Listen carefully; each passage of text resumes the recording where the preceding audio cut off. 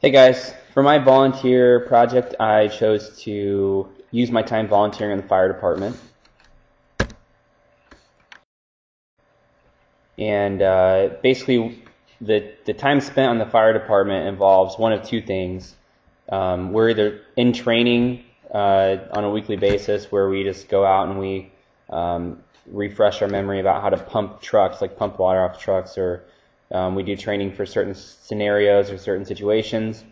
And then the other time is spent on calls. And the fire department, for those of you that don't know, is called out in any emergency situation where there's a car accident, or there's a fire, obviously, or if there's a large structural issue that requires heavy equipment or protected personnel, like personnel wearing protective gear or anything like that. We're also called out in smaller situations, like if there's an EMS unit that needs lifting assistance, if there's say an elderly person that's fallen, or someone that is sick and they're in a building that has many stairs and they need help carrying a stretcher down a flight of stairs or something like that.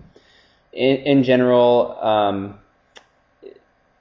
how being a fireman relates to human movement, or to this course, is that it requires a lot of functional movement. And what I mean by functional movement is the ability to move with a lot of gear on, or move a heavy object, or break open a door on a car, for example, carry heavy things. And that requires good conditioning to operate in environments that might be highly stressful. It also requires a pretty healthy mental state, and being torn away from what you're doing and thrusted into a highly intense situation, or a highly stressful situation, say where someone's traumatically injured or something worse. It can take a toll on you mentally. And so you have to be mentally prepared in addition to being physically prepared.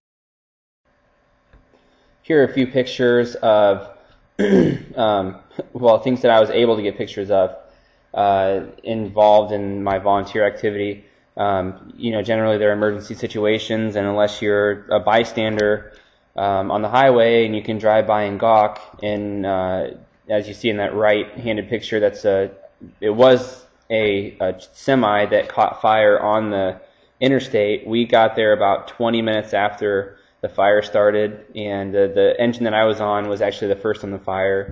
And myself and another firefighter, we had the first hose on the truck. And within 20 minutes of leaving the station, getting the call, leaving the station, and being there, which was only about 2 or 3 minutes from where our station was, that is all that was left of the semi. It was basically melted to a pulp. During that fire, we were told that what was in the trailer was non-flammable, and shortly after I took that picture, the trailer started smoking, and what we found was vegetable oil, cooking oil. So you never know what you'll see even after you get the call. But that was a pretty intense fire, and it was out in the middle of the public eye. The picture in the middle is there was a hailstorm a few weeks ago, maybe 4 or 5 weeks ago, and the storm basically blew over a tree that fell into a home. There were 2 elderly people in the home, a very, very small home, and the tree just came crashing through their house. Thankfully, they were both able to get out and they were safe, but it was just an emergency situation that we were called out to, mainly because it was like a structural issue and somebody might need rescuing out of the house. And the other picture I took for this project only, we were doing some training with the oxygen masks, and in any time where you can imagine you're in a situation with a fire, there might not be a lot of oxygen supply, so we're required, but also, it's something that we prefer to do, is wear an oxygen supply when we're in that situation so that we can still breathe. So some things that I've learned since I joined the fire department, trivial things like obviously how to operate the different elements of a fire truck and how to connect water, and in certain situations, you actually have to connect the truck to a truck in order to get the water from one place to another. Hoses are only so long. In fact, the standard length of a fire hose is only 50 feet. So, if the nearest hydrant, if we're out of water, for example, which the trucks carry very little water. We have trucks that are specifically designed to carry water, and we also have trucks that are specifically designed to pump, and so they carry a very small amount of water.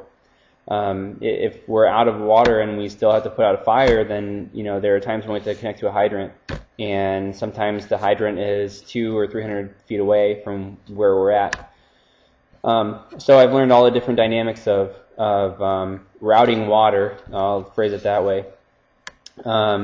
In situations where someone's stuck in a vehicle, I've been on several calls where, for example, someone has been in a car accident on the interstate, and after rolling a vehicle or running into somebody, generally things like doors are slammed shut, and we have to use heavy equipment, hydraulic equipment, to open doors and get people out. Like I mentioned in the last slide, I've learned how to properly use an oxygen supply. In the military, I learned how to use one, but obviously the civilian application of those is a little bit different. The civilian tool and the actual mask is a little bit different. And then I've also learned how different emergency groups or emergency affiliations interact with each other. For example, like EMTs or the EMS unit, and how they work with the fire department, how they share responsibilities in emergency situations. I've learned the role of police officers in a car accident, for example, and something I wasn't aware of is anytime there's an accident, in general, one of the first questions is alcohol or drug consumption, and they have to rule that out immediately before they take any other action. And there are a lot of other things, but it's interesting to see the inner workings of how those different organizations work outside of like just getting a speeding ticket, or how for example the EMTs, how they actually get dispatched, what happens after you call 911, things like that. So how does being a firefighter look on an academic resume? This is a great question. Logically, I don't think that being on the fire department is something that correlates to an academic purpose, but I would imagine that being on a professional resume, it would look responsible, or it would look honorable if someone had served in a fire department or in an emergency role. I also think that if it is something that can be placed on an academic resume and your goal is to become a lifelong firefighter or something like that, I imagine general experience as a firefighter would look promising, but it's difficult for me to answer that question because it's not anywhere near the reason that I chose to be on the fire department. And that is actually a picture of our fire department, or our fire protection district. Each of those doors houses 2 trucks, and then the door on the far left is just one. And then we actually have doors on each of the sides of the building as well, one of which has 2 trucks.